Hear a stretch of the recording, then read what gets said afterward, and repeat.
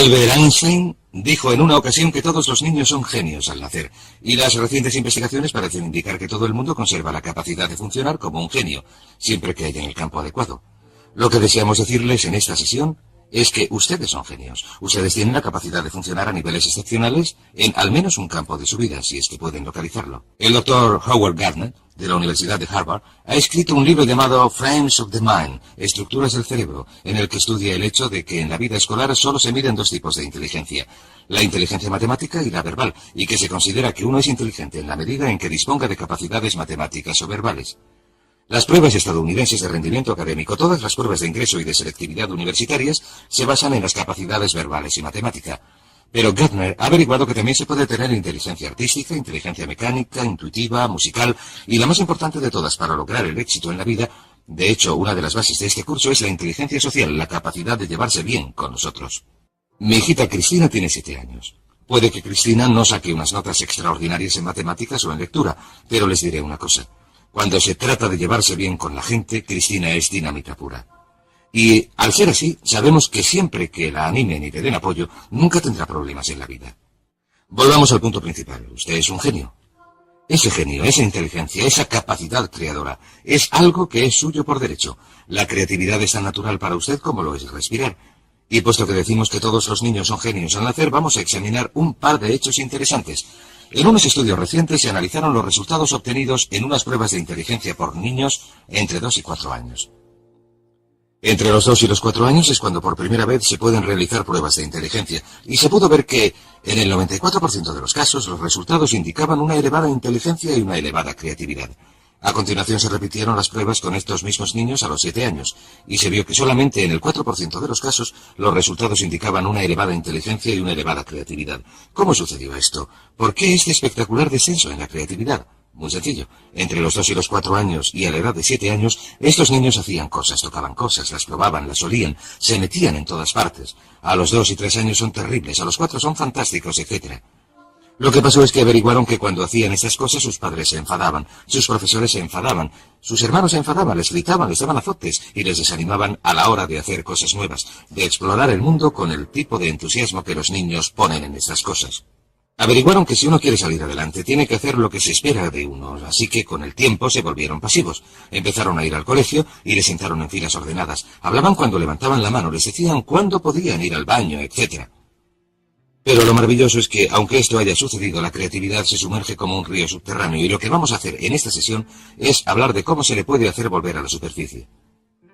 Por cierto, en la Universidad de Minnesota se realizó un interesante estudio hace algunos años. Este estudio se basaba en una prueba psicológica realizada en la universidad para verificar qué factores llevaban a la creatividad en los niños, y lo que se hizo fue seleccionar a varias madres de la zona urbana de Minneapolis que padecían retraso mental, esto es, sus coeficientes de inteligencia representaban un máximo de 80. Se localizó a cada una de estas madres en un momento en el que estaban teniendo hijos, y se estableció un experimento por el que los estudiantes de la Facultad de Psicología iban a las casas de estas madres, recogían a los niños a una edad temprana, los llevaban a la universidad, los situaban en un entorno donde podían jugar, donde se les estimulaba, oían música, tenían juguetes. Los estudiantes experimentaban con ellos y les mantenían ocupados, los cogían en brazos y jugaban con ellos, etc. Al final de este experimento, y según iba progresando, cuando llegaron a una edad en la que se les pudo hacer una prueba de coeficiente de inteligencia sobre los 5 o 6 años, se averiguó que los resultados de estos niños rondaban los 130 puntos, que, como saben, se aproxima a lo excepcional. Se considera que una persona con un coeficiente de inteligencia de 140 es un genio. Un coeficiente de inteligencia de 130 está algunos puntos por debajo de lo que se necesita para ser clasificado en el nivel superior. Cuando se les repitieron las pruebas, un par de años después, el resultado medio fue un coeficiente de inteligencia de 132 puntos. ¿Cuál era la clave? ¿Cuál era la clave para este increíble desarrollo de la mentalidad? Averiguaron que la clave era la estimulación. La clave era la estimulación. Averiguaron que durante los años iniciales de formación de un niño, el nivel de inteligencia y creatividad que se desarrolla está en proporción directa con la calidad y la cantidad de estimulación que un niño recibe. ¿Qué significa esto para ustedes y para mí? Pues significa que si tienen niños, lo mejor que pueden hacer es suministrarles un entorno que los estimule. Significa que si desean ser una persona muy creadora, lo mejor que pueden hacer para ustedes mismos es suministrarse una dieta que les estimule. Distintos libros, cintas, ideas, personas, situaciones, entornos. Incluso el hecho de utilizar rutas distintas para ir al trabajo tiende a ayudarnos a romper con nuestra rutina y con nuestra zona cómoda y a hacernos pensar de manera diferente. Hay algo conocido como la ley del uso, o un principio denominado la ley del uso. La ley del uso aplicada a un músculo físico dice que, si no se utiliza, se pierde. Si no se utiliza un músculo durante un periodo de tiempo, se atrofia y no se puede utilizar. La ley del uso también se aplica mentalmente a su nivel de creatividad.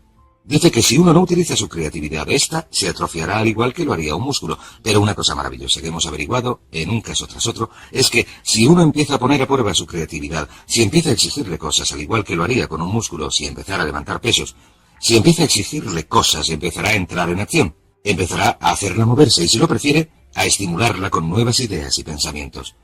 Así que la clave consiste en empezar a estimular su mente alimentándola con todo tipo de cosas que hagan que rompa con la rutina habitual. Hay otro aspecto interesante de la creatividad que resulta importante: el lenguaje. Una de nuestras averiguaciones consiste en que una de las correlaciones más estrechas en nuestra sociedad, la correlación directa con el éxito en cualquier campo, es la que existe entre el éxito y el conocimiento verbal. La persona media de habla inglesa utiliza menos de 1.200 palabras en su vocabulario diario, de un total de unas 500.000 palabras posibles. Hemos averiguado que el nivel de creatividad y de inteligencia del individuo están en proporción directa con el número de palabras cuyo significado conoce y que puede utilizar en una conversación. Por cierto, existen dos tipos de palabras: las que nunca se utilizan en la conversación, las que solamente se leen, pero también existen las que utilizamos continuamente en la conversación. La persona media solamente emplea 1.200. El niño medio, hasta los 5 años de edad, aprende a identificar y conocer el significado de unas 5.000 palabras. El adulto medio aprende 5.000 palabras al año, de modo que, cuantas más palabras se aprendan, más creador se hace el individuo. Lo que nos lleva a otra ley, denominada la ley de la creatividad. La ley de la creatividad dice que en la vida actual todo se inicia con las ideas, El éxito, el progreso, la felicidad, la prosperidad, el desarrollo de la vida de uno, dependen directamente de la calidad y cantidad de ideas que se desarrollen. Y lo que es sorprendente, si uno se centra en la cantidad de ideas, y yo he dedicado una enorme cantidad de trabajo al pensamiento creador, si uno se centra en la cantidad de ideas, se dará cuenta de que la calidad de las ideas es función de su cantidad. Hay quienes dicen que solamente van a desarrollar unas cuantas ideas. Esta es la gente con miedo al fracaso, con miedo al rechazo. Si uno se centra en generar una elevada cantidad de ideas nuevas que de algún modo mejorarán las cosas, ¿qué es la creatividad? La creatividad es la capacidad de producir mejoras. La creatividad sencillamente consiste en la capacidad de generar mejoras. Cualquiera que sea capaz de producir mejoras es una persona creadora. Si se puede mejorar el modo de controlar al niño, si se puede mejorar el modo de resolver una situación social, si se puede mejorar el modo en que se cocina un plato, se arregla el coche, se trabaja en el jardín, se elabora un plan de marketing, se hace un anuncio, cualquier cosa que haga que algo mejore es un acto creador. No es necesario componer sinfonías o escribir novelas o pintar cuadros. Lo único que hay que hacer es mejorar las cosas. Una serie de pequeñas mejoras puede producir unas diferencias extraordinarias en el rendimiento. De modo que la ley de la creatividad dice que el futuro, el éxito, la felicidad, en muchos casos la longevidad, estarán determinados por la calidad y cantidad de las ideas que uno produce. Pero, ¿qué es lo que controla la creatividad? En mi opinión, 3 cosas. La primera, las experiencias del pasado. Si uno se ha educado en un entorno, especialmente durante la infancia, en el que se le ha animado a pensar con creatividad, entonces será una persona creadora. A nuestros hijos, desde luego, hagan lo que hagan, siempre les decimos lo inteligentes que son, lo creadores que son, lo interesantes que son, lo divertidos que son. Y cuando están cerca de nosotros, siempre hablamos delante de ellos de lo creadores y listos que son nuestros hijos. Así que nuestros niños creen que son pequeños genios. Y probablemente, puesto que son nuestros hijos, no andan muy equivocados. En segundo lugar está el hecho de que el autoconcepto de un adulto con respecto a la creatividad es muy importante. ¿Se considera usted una persona creadora? Pues bien, como dijo Henry Ford, y ya lo hemos comentado antes, tanto si cree que lo es, parafraseando sus palabras, como si cree que no lo es, tendrá razón. Si su autoconcepto consiste en que se dice, creo que soy una persona creadora, esto es lo que se convertirá en su realidad. La mayoría de la gente cree que no son especialmente creadores sencillamente porque no han puesto a prueba sus capacidades creadoras desde hace tiempo. El tercer campo que determina su creatividad es su entorno actual. Si usted está en un entorno que fomenta la creatividad, que fomenta las ideas nuevas, verá que se le ocurren ideas. Tom Peters, en su libro In Search of Excellence, Buscando la Excelencia, dice algo estupendo. Dice que si les dejáramos, la gente nos ahogaría en ideas. Dice que las empresas más prósperas son aquellas donde continuamente se genera una enorme calidad y cantidad de buenas ideas. Dice que el éxito comercial está en proporción directa con la cantidad de ideas buenas o nuevas, o de ideas nuevas para producir mejoras. Así que examinen esos 3 puntos, estudien cuál fue su experiencia pasada con sus padres. En mi caso, mis padres me desanimaron de cualquier idea que pude tener en cuanto a hacer algo que no fuera exactamente lo esperado, porque mis padres eran una gente con muchos temores.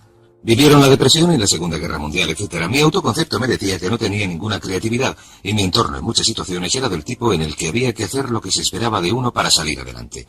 Pero si empezamos a desprendernos de estas cosas, si empezamos a darnos cuenta de que somos creadores, entonces empezamos a hacer que esto se convierta en nuestra realidad. Ahora bien, existen dos tipos de personalidades, lo que llamamos la personalidad mecánica y lo que llamamos la personalidad adaptable. La principal diferencia entre estos dos tipos consiste en que la personalidad mecánica es rígida y la personalidad adaptable es flexible. La personalidad mecánica tiende a ser dogmática. En otras palabras, quienes la tienen dicen tajantemente que las cosas son de una manera, hacen declaraciones que podríamos definir como en blanco y negro. Todo es sí, no, arriba, abajo, blanco, negro. Son casi absolutistas. La declaración de un absolutista es esto es así absolutamente. La persona adaptable tiene una mentalidad abierta. Siempre está dispuesta a considerar distintos enfoques. Se dan cuenta de que una pregunta nunca queda contestada, así que siempre están preguntando. Siempre están haciendo más preguntas. Dicen cosas como ¿qué os parece esto? ¿Qué os parece si hacemos aquello? ¿O por qué no probamos esto? O esa podría ser otra idea. Y tienden, si lo prefieren, a ser fluidos. Si se plantea una idea nueva, si acaban de tomar una decisión y se plantea una idea nueva, dejan la primera y adoptan la segunda. Son muy flexibles. Y verán que las personalidades adaptables son las personalidades con más éxito, las más felices. De hecho, existe una relación directa entre un amor propio reducido y la falta de seguridad. Falta de seguridad. La gente recurre a su inseguridad. Y la gente con un elevado amor propio con seguridad, los que están satisfechos consigo mismos, están dispuestos a cuestionar las ideas. De modo que pregúntense en qué lugar del gráfico se sitúan ustedes en cuanto a tener una personalidad mecánica o adaptable. Y he aquí 4 preguntas fáciles que se pueden hacer, 4 maneras fáciles de analizarse. Pregúntense lo siguiente: ¿con qué facilidad en una escala de 1 a 10 pueden hacer una de estas manifestaciones? Número 1. ¿Con qué facilidad pueden decir me he equivocado, no tenía razón? Me he equivocado, no tenía razón. Verán, las personas adaptables, las personas flexibles y fluidas están dispuestas a reconocer que se han equivocado, y las personas mecánicas, o si lo prefieren, rígidas, son las que no pueden admitir que se han equivocado, de modo que lo que hacen es esforzarse por ocultar su error. Trabajan mucho para defenderse y proteger sus errores en lugar de decir me he equivocado. Una vez que uno ha dicho me he equivocado, no hay nada que discutir, entonces uno se puede dedicar a hallar la solución. He aquí otra manifestación. ¿Con qué facilidad, en una escala de 1 a 10, pueden decir he cambiado de opinión, es verdad? Antes me parecía buena idea, pero he cambiado de opinión. La capacidad de cambiar de opinión es el distintivo de una persona flexible. ¿Con qué facilidad pueden decir no lo sé, en una escala de 1 a 10? Si alguien, un hijo, un padre, un jefe, les hace una pregunta, ¿con qué facilidad pueden decir no lo sé? O manifestación final, ¿con qué facilidad pueden decir necesito ayuda, no lo puedo hacer yo solo, no tengo la capacidad suficiente, necesito que alguien me ayude, necesito ayuda, he cambiado de opinión, no lo sé? Estas son las manifestaciones que hace una persona flexible. Muy bien, estudiemos otro par de aspectos de la creatividad. Tenemos la ley del uso, tenemos la ley de la creatividad. Sabemos que el lenguaje y el vocabulario están directamente relacionados con esta. Sabemos que el autoconcepto es parte esencial de la creatividad, que cuanto más se gusta uno a sí mismo, cuanto más cree uno en sí mismo, más probabilidades tiene de ser creador. Así que el siguiente punto es preguntar. Sencillamente, la capacidad de hacer preguntas. Cuanto más dispuesto esté uno a hacer preguntas una y otra vez, cuanto más dispuesto esté uno a decir qué pasaría si lo hiciéramos de otro modo, qué pasaría si cambiáramos, qué pasaría si hiciéramos lo contrario de lo que estamos haciendo, qué pasaría si hiciéramos más, si hiciéramos menos, si dejáramos de hacerlo por completo, estas son las preguntas de una persona creadora. Ahora bien, como ya he dicho, usted es un genio. Sin embargo, ¿va usted a desarrollar su genio plenamente? El único modo de que pueda desarrollar su genio plenamente es empezando a utilizar algunas de las técnicas que hemos comentado en este seminario. Una de ellas es tener unas metas muy claras. Si usted tiene unas metas claras que desea lograr, estas estimularán su creatividad, como comentaremos en el próximo módulo. La segunda parte es empezar a utilizar afirmaciones, y la mejor afirmación es soy un genio, soy un genio, soy un genio, y repetirlo una y otra vez. Sucederá algo sorprendente si repiten estas palabras. En su mente consciente y subconsciente, cuando empieza a decir una y otra vez en su mente consciente, soy un genio, soy un genio, soy un genio, usted impulsa el mensaje al subconsciente. ¿Sabe lo que hace el subconsciente? El subconsciente dice, de eso nada, ganso, no se te ha ocurrido una idea decente en los últimos 10 años. Pero usted dice, soy un genio, soy un genio. Usted hace que penetre el mensaje, imprime el mensaje en su subconsciente. El subconsciente le conoce, lleva mucho tiempo con usted, sabe que nunca se le ocurre nada que valga la pena, pero usted insiste. Soy un genio, soy un genio, soy un genio. Continúa haciendo que penetre el mensaje. Finalmente el subconsciente dice, muy bien, si esta es la nueva orden, si es esto lo que quieres, allá va. He aquí una idea. Haz algo con ella. Y en medio de una conversación, cuando uno está hablando de un problema, de repente se le ocurre una idea y alguien dice, ¡caray, qué buena idea! Y usted contesta, claro, ya sabes, soy un genio. Y le repiten, sí, es una idea bastante buena. Y verá que se convertirá en un genio en la medida en que acepte la creatividad innata. Es como si viviera en un terreno y debajo de ese terreno hubiera un enorme depósito de genio, y cuando afirme algo una y otra vez irá perforando más y más hasta llegar a un punto, al afirmar y visualizar, a un punto en que alcance este depósito de genio y el genio empiece a manar como si fuera un pozo de petróleo. Y cuando empiece a fluir, les diré lo más sorprendente, cuando empiece a fluir, diremos por qué funciona esto en un momento, cuando empiece a fluir, se le ocurrirá una idea tras otra. Pues bien, el punto más importante de todo este asunto consiste en entender lo siguiente, que no hay nada que no pueda lograr si explota este genio, que toda productividad y prosperidad se derivan de las ideas y que la fuente de las ideas es inagotable, lo que significa que su potencialidad es inagotable. Significa que no hay límites en cuanto a lo que puedan hacer, o tener, o ser, si desbloquean su creatividad innata, que si repiten una y otra vez, soy un genio, soy un genio, soy un genio, soy un genio, y a continuación esperan confiadamente. En el momento preciso en que la necesiten, se les presentará la respuesta precisa en la forma precisa que deseen.